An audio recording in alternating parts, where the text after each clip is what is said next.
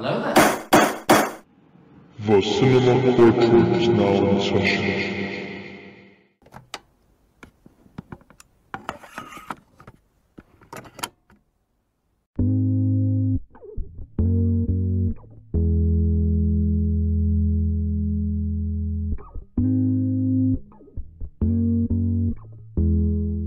Ladies and gentlemen of the jury, welcome to the Cinema Courtroom Show, a podcast where your favorite blockbusters await trial with your very own host and galactic judge, Mukram Mark, presiding.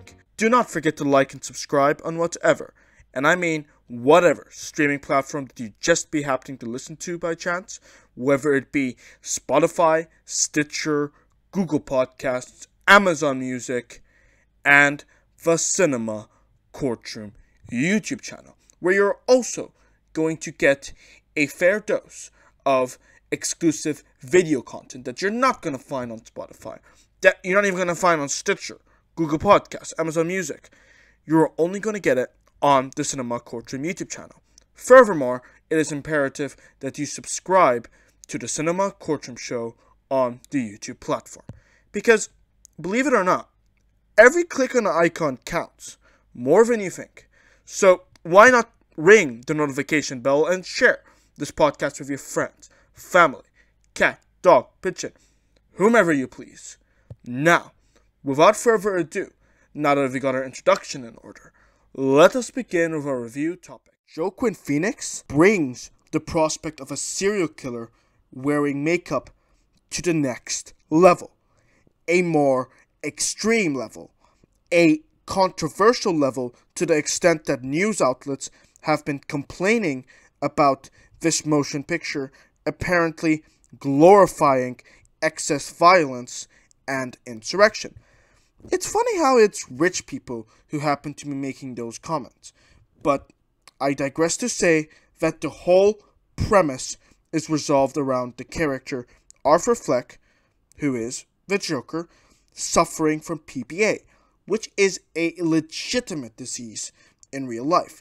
And his other co-workers and other people on the bus ridicule him for having PPA, unfortunately. And we see that mental health facilities in Gotham are being deprived of state funding, which results in Arthur's therapist dropping him because, well, she isn't getting paid. And the thing that stands out is that based on what I already know about the Joker, because the lore of the Joker is expansive, and the comic books, the media, everything, what pretty much every average comic book reader and movie watcher already knows about the Joker is that he reveals at least 3 different versions of his origin story, which means that the Joker is obviously being deceitful in one of them. And because we are uncomprehensive of which version is straight up deception, or if all of these nuggets of information is a lie, or maybe one of them is the truth. Who knows? But the red herring is that the Joker has a concise origin story. He really doesn't. For a matter of fact, he went as far as to envision his imaginary girlfriend who lives next door to him. It's almost as if even the Joker cannot believe his own origin story. And apparently, which is where the ending of the Joker might disorientate the audience, this whole movie apparently took place while he was in an asylum. Therefore, the ending is ambiguous. And you know what? I like that about the Joker. The Joker is obviously the master manipulator after all. And that's why a good character like the Joker, who possesses these traits in a movie, is able to immerse the audience into the manipulation as well. And which is why I think the plot of the Joker is very immersive and well done, just for achieving that level of engagement. Okay, now that I talked about the caliber of the Joker's plot, let's quickly move on to the acting. First and foremost, when it boils down to the acting in this movie, no one, and I mean absolutely no one, can live up to the best performance of Heath Ledger. That being said, Phoenix acting in the Joker comes close. Just close, mind you, especially when compared to Zack, who voiced the Joker in the Lego Batman movie, which is animated, not live action. So we don't really get to see how the actor moves his face because he's behind a studio. And even Barry Keoghan, who played the Joker in Batman relatively well. I actually got to meet Barry Keoghan at a Comic-Con convention. He's an awesome guy. But still, his portrayal of the Joker in Batman wasn't the best compared to Heath Ledger. Jared Leto is straight up horrible. Like, I'm angry even thinking about Jared Leto's performance. He's the reason that I've still, until this very day, as I'm recording this podcast, hadn't finished Suicide Squad 2016 past the 30-minute mark. So, I mean, it should go without saying that I am very picky on who should be playing the Joker moving forward. And it for hell cannot be Rockstar Joker, the one that we've seen in Suicide Squad. Just, no. Joaquin Phoenix, based on this Joker movie alone, is the closest thing we're ever going to get to a Joker who isn't as bad as Jared Leto, who isn't, as average as Barry Keoghan, and who isn't as non-comprehensive as Zack. I know that sounds harsh, but you must understand one thing when it comes to how I see the Joker. I have high standards of my perception level of the Joker character. Phoenix clearly knows how to capture a complex and insane character. In fact, this isn't the first time we've seen Phoenix play a villain. You should watch Gladiator. His performance in The Gladiator is the definition of perfect villain acting. Phoenix is comprehensive on how to convey Arthur Fleck as somewhat of a laid-back, oppressed, but at the same time, a kind-hearted individual that wants to deliver refreshment and laughs, utilizing his comedy skills to this downhearted world. And something that stands out in both the acting and plot for the Joker is that these couple of plot and acting elements bring together a narrative that is infested with historical, social, political, and economic realities. Yes, it's happening in the fictional world of DC. It's the only DC movie that is barely even a blockbuster. Like, overall, in the first, second, and third act of the movie, there is nothing but engaging plot twists and reveals, plentiful moments that illustrate Arthur Fleck's descent to madness. The young Bruce Wayne cameo was also well executed. The scene where the Joker flat out suffocates his mother, the only woman in his life who existed. Sorry, that was a diss on the Joker's love life. With a pillow. And that was daunting. And I like how the director, Todd Phillips, has this whole thing where the Joker is responsible for a epic movement of other misguided Jokers. I mean, look, I could skip the post-sentencing hearing right now and talk more about how awesome this movie is. And you might be thinking, well, why not? You can do it. I mean, no. I think it's best to end the review here. Alas, the cinema courtroom contends that the Joker is a comic book masterpiece from both a acting and plot standpoint, which not every filmmaker is able to do. Not to mention, also, the production standpoint with the visuals.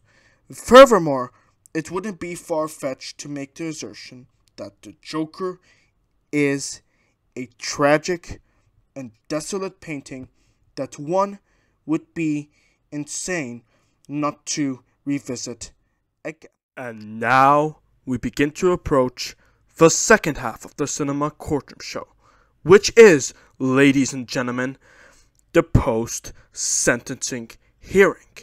What is the post-sentencing hearing? Well, I'm glad you asked. It's basically like Christmas, except it doesn't only happen once a year. In the first half of the Cinema Courtroom podcast, we reviewed Joker, which is one of many films that I have selected, old and new, big and small, underrated and overrated, the broken and the damned, black, white, brown, orange, and blue. As Weird Al would also say, it doesn't matter if it's boiled or fried. We just eat it. Then, in the second half of this podcast, I assemble all of the leftover topics that pertain to the film industry in general. Movie news and movie-relevant subject matters that aren't just limited to one specific movie, and integrated into one post-sentencing hearing list. Think of it as an after-party that is long overdue, where you, yes you, the awesome listeners tuning in all around the world, Spotify, Stitcher, Google Podcast, Amazon Music, or even the Cinema Courtroom YouTube channel. I recognize you, and I thank you for your support. Or also, in judiciary terms, the post-sentencing hearing might even be an invitation to a retrial in order to rectify an unfair hearing. Because sometimes, like the organic sapient that I find myself to be, I also find that I've been too critically generous or harsh about a movie. So, the majority of the time, or all of the time really, my opinions do change after a rewatch or two, which means I'm compelled to review it again here on a post-sentencing hearing. If you listen this far into the podcast by any chance, then I salute you for sticking around to the second half of the Cinema Courtroom Show. If you enjoy what you've heard in the first half and what I'm about to say here on the post-sentencing hearing, if you haven't done so already and you feel so inclined, I would very much appreciate it if you give this podcast a reshare and like this episode by simply clicking the thumbs up or heart icon on whatever platform out of all the ones that I've mentioned that you're listening on. That being said, I salute you in advance for your generous engagement and support, because your subscription doesn't only mean that you'll be gaining enjoyment from the audio feeds. Rather, you are also going to be supporting me and the Cinema Courtroom, as well as its future episodes, installments, and assets. We are going to cover the following: the uncertainty of the Top Gun Maverick sequel, the script for Flash 2 being pre-written already ahead of time, and our closing argument to top off this post-sentencing hearing. Why I don't think all movies are subjective. Enjoy.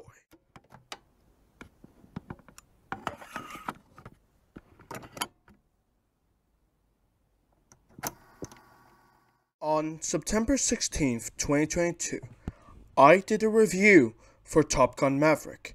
I highly recommend that you give that episode a listen. Spotify, Stitcher, Google Podcasts, Amazon YouTube, wherever you are accessing the Cinema Courtroom feed. So here's the thing that definitely stands out when it boils down to the commercial success of Top Gun Maverick, starring Tom Cruise. Top Gun Maverick managed to consolidate 1.4. That's right, ladies and gentlemen, $1.4 billion in the box office in total as of October 17th, 22 this month. Do you know what that means? Well, the meaning to this is rather straightforward, because Maverick had just managed to gross about 4 times its production costs, which means that it can justify the making of a sequel. However, whether or not there's even going to be a sequel to Top Gun Maverick, and don't forget, Top Gun Maverick is a sequel to an existing first installment already, Top Gun. It turns out that we have no comprehension of if there's going to be a Top Gun Maverick sequel to begin with. I'm getting this information directly from our friends over at Screen Rant.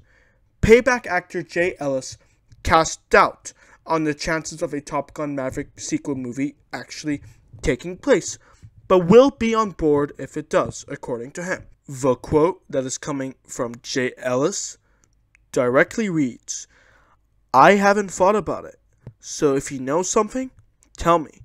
No, I don't think there will be."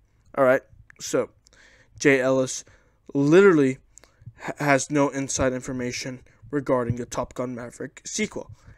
Interesting. Continuing on. What do I know? Maybe there will be, maybe there will. I mean, we would all love to work together. We'd love to do it again. We'd love to be with Tom Cruise again. We'd love to be in the back F-18s again. So if we're lucky to do it again, I'm sure every single one of us would be there. Alright, so here's something that you should know when it comes to my opinions about sequels in general when it comes to filmmaking.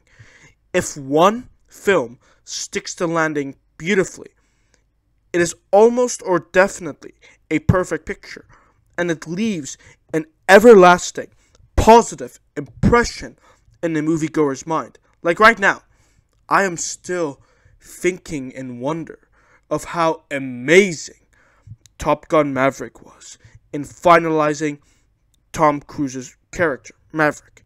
If, and it's a big if, the movie after Top Gun Maverick flops, or it's somehow remotely worse than the movie installment that was distributed into theaters before it, it's done.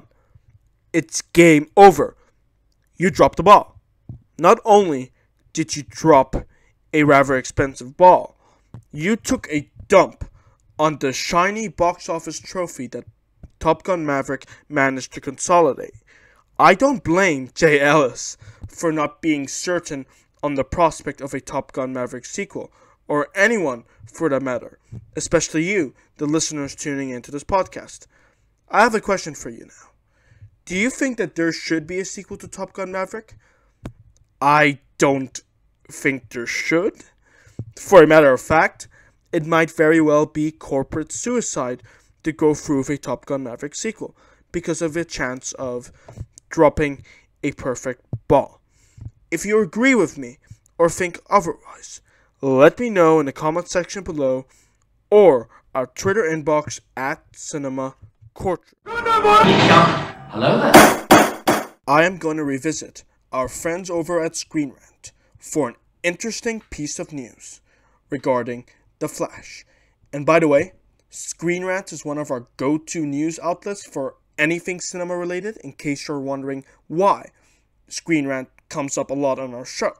So anyway, it turns out that according to Screen Rant, that the script for a Flash 2 sequel has already been penned well in advance. And while the first movie has yet to speed its way into the big golden screens worldwide in all of its glamour, it has now become apparent that a sequel has been in the works for a long while. And whether or not that has been planned before or after the Ezra Miller controversy, that's besides the point. Because let me tell you, this controversy with Ezra Miller isn't dying down anytime soon. Far from it. There has just been a report a few weeks back of Ezra Miller facing 26 years of prison if the judge rules him guilty for the burglary charge. And even if Ezra Miller has the best goddamn lawyers in the business, that kind of stuff leaves a permanent stain when it comes down to your employment record and resume. Not even The Flash can outrun a permanent record. I highly doubt that Ezra Miller is going to join the Flash sequel, even after the script has already been written. But in the off chance that Ezra Miller ends up joining the Flash again, forget about the uncertainty of the Flash sequel riling everyone up. Knives will be drawn out. Blood will be shed. Bombs ignited. Chaos and calamity will ensue. You get the picture. If Ezra Miller were to come back for The Flash 2, it only makes you think, how confident is Warner Brothers in Ezra Miller as a performer? Is it possible that they are so impressed with Ezra Miller as an actor that it somehow outweighs the PR risk in their mind of ignoring him as a person who has committed crimes, or allegedly? Now, that I am unable to comprehend, ladies and gentlemen. How about you? Maybe you might have something that you would like to add to this commentary about The Flash sequel.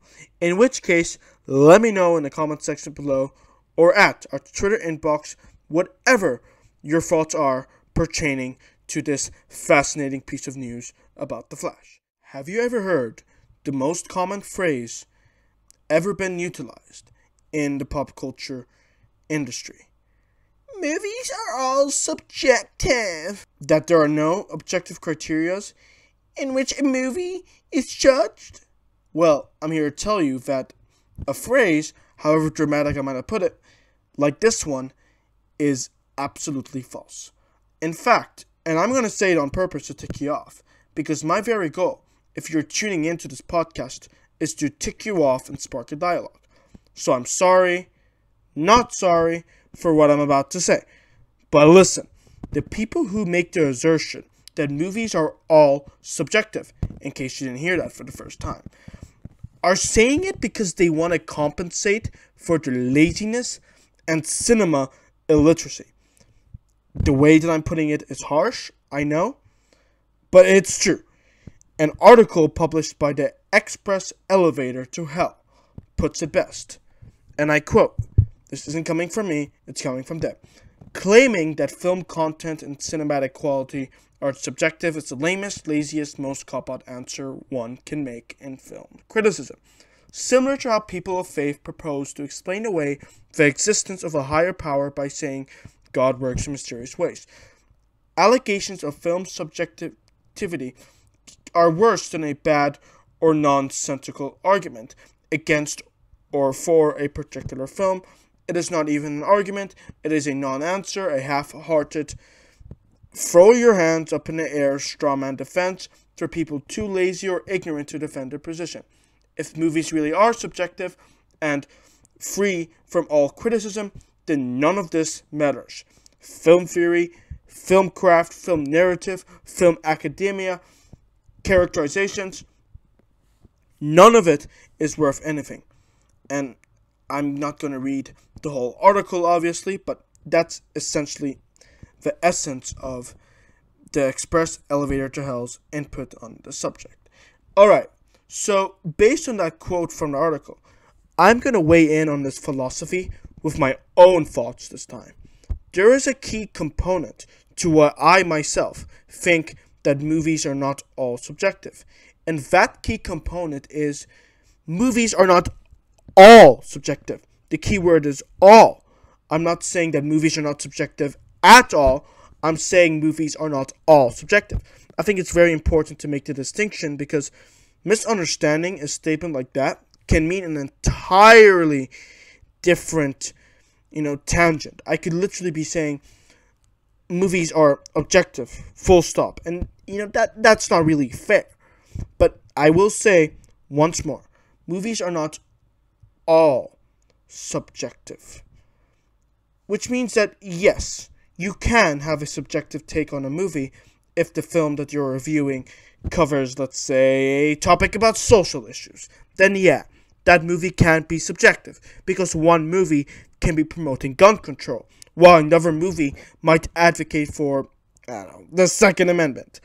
And I don't want to cross a sensitive line here, but a topic like that, I can understand why that is deemed as subjective. Because the world around us, for the most part, ain't black and white. So if a film covers a certain, topic or issue, then it's like, that perhaps could be up to subjective interpretation. However, all of that won't matter if a movie doesn't adhere to the cinematic quality that is acceptable in the film industry. Would a theatrical chain allow you to distribute a 30-minute video of a cat taking a shit on the front porch and chasing a laser on loop?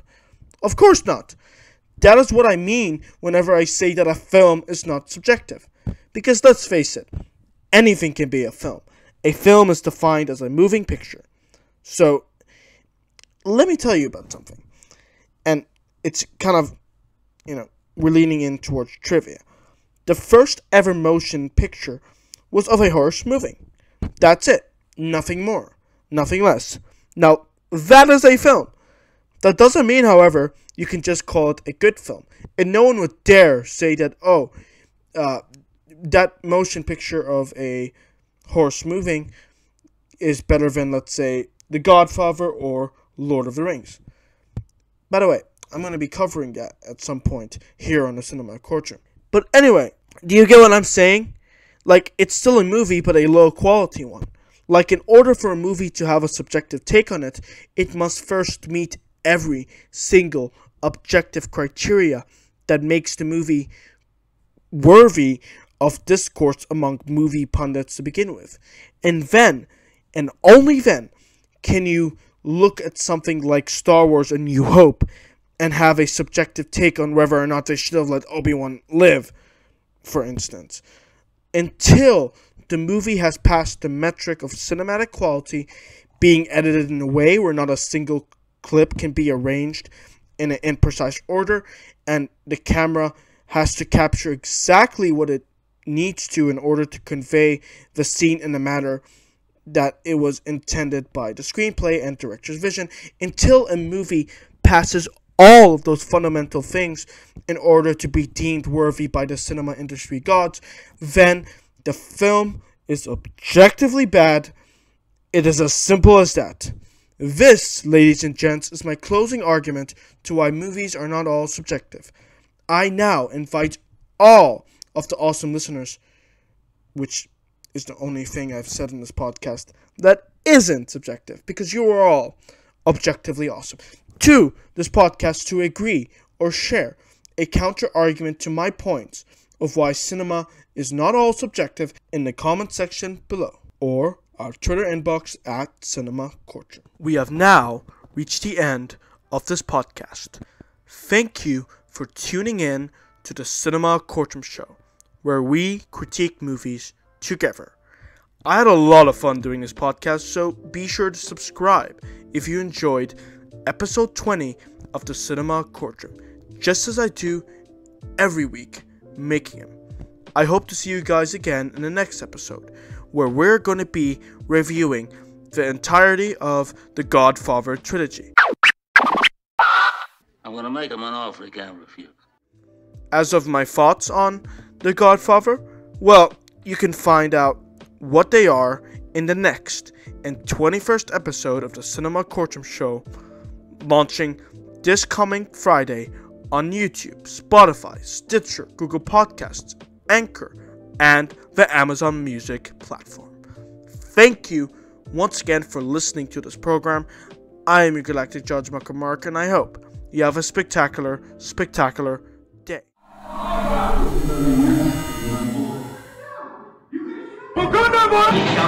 Hello there. Court is now dismissed.